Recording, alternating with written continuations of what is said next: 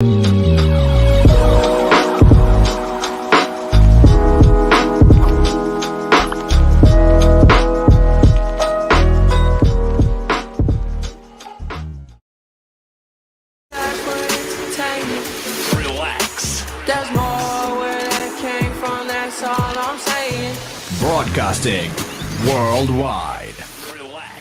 Relax Radio. Welcome back to Relax Radio right here with me, Nick, keeping you guys company all the way until 6 p.m. That's right. You know, where we're talking about all the real things that's going on. There's a lot of things actually happening in the UK. Yeah, there is, being talked about, all of these things. We're talking about COVID and all that, the whole situation, the whole enchilada is what I'd like to say. And if you want to be part of the show, it is pretty simple. You want to get in, you want to get in on the fun, or you want to ask something. Well, hit me up on those numbers, 07852-473-473. That's right. Those are the magical numbers. You can always call us and let us know what your thoughts are. And getting back right into it though.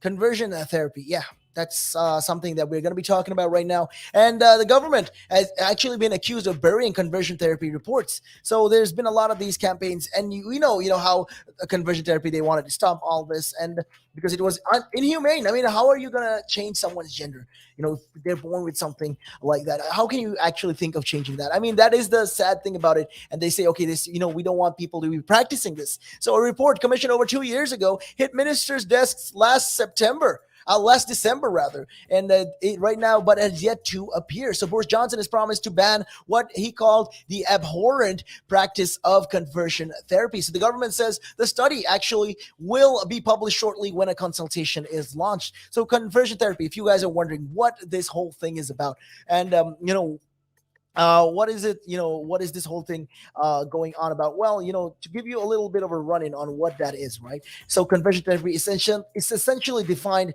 right now as the attempt, rather, to change someone's sexual orientation or gender identity. And this is all according to a document signed by a number of health groups. So this is what they define, conversion therapy as. And, it's very harmful. It is definitely horrifying. It's torturous, to actually, so a lot of people actually have gone through something like this. So the Prime Minister said back in July 2020, he would put a stop to this practice because look, someone they want to remove, I don't know, like they say, a lot of these things, they say, okay, we're going to, make sure that, these gay men become straight again. And I mean, these are not possible things. These are things they are, this is how they are. This is how they identify as. And right now, especially in the year where we are, this century, this era, we should be more accepting. I feel like we should be more accepting towards this. And the Prime Minister said back in 2020 he would put a stop to all of these practices. And in the same interview, he said a study was examining how prevalent it was, adding, we will then bring forward plans to ban it. So research funded by the government's Equalities Office was commissioned when Theresa May was actually down in Downing Street. And it was led by Adam Jowett of the Coventry University Psychological, Social and Behavioral Sciences Department.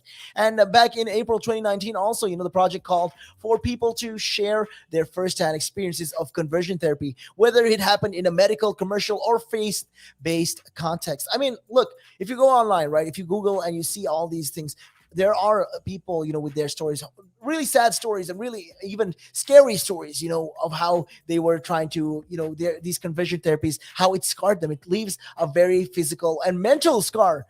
Not to forget that it does leave a very big mental scar as well. So the findings have never been published despite a Freedom of Information request showing that a final draft was received on the 15th of December 2020. So right now they're saying, it looks like this is not really happening. So they say they've commissioned a study which says a conversion therapy, I quote, is happening and it's quite severe, and they've been delayed to ban it, and it's not a good look. And there's been a delay with this. So right now it's confirmed in the May's Queen's speech that conversion therapy would be banned in England and Wales, but the government said a public consultation would take place first in September to ask how the legislation can best stop the practice, and while protecting the medical professional, defending freedom of speech, and upholding religious freedom. So they're saying, okay, we're going to look into all these things. We're going to find a way how we can approach this in a very tentative way. So a government spokesperson went on to say that I quote, our approach is based on a range of evidence, which we will publish alongside the consultation,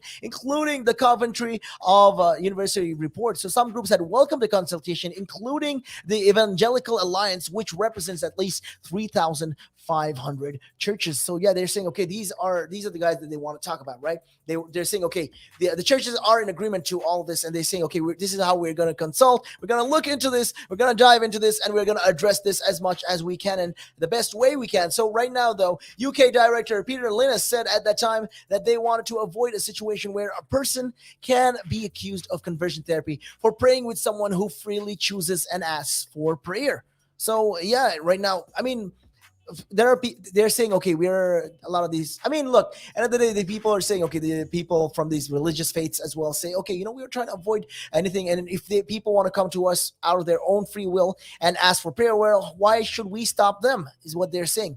So the Royal College of Psychiatrists said it would be taking a part of highlight with why conversion therapy is harmful, but also to ensure clinicians can still help people fully explore their gender identity where appropriate. So the government indicated, that the consultation will be short with legislation to follow as soon as possible. And I mean, I feel like it's about time, that they ban it. Because people are, like I said, mentally scarred, physically scarred, and it leaves a trauma that's not going to be gone for a very long time. For a lot of these people, some of them are forced into this. That's the sad thing about it. Some of them are actually forced or even emotionally blackmailed into doing this. And that's just a very, very, very unfortunate thing. And, especially in a time like right now, 2020, times have changed. Hey, we're not in the medieval ages anymore. So any man is allowed to, love whoever they want. I guess love is love. So that's just, what we have to accept. And people, if you are not going to be accepting of that, and if you are going to be, not, looking and being, I would like to say broader viewpoint and more accepting of how times have changed. Well, you, my friend, need to get yourself checked. You need to make sure that, okay, you are biased. You're definitely biased. You are definitely not going to move forward because this is just the way it is. So conversion therapy needs to be put to a stop. It needs to end. Is what I'd like to say. It needs to definitely end. And for that to end, well, the government will not have to be delaying this. I mean, they have been pushing this back a lot. So you tell me, I mean, what is the government supposed to do? How are they supposed to handle this? Let me know on our numbers, 07852-473-473. That's right. And with that being said, we're going to be taking a real quick break, though, and we will be right back after this.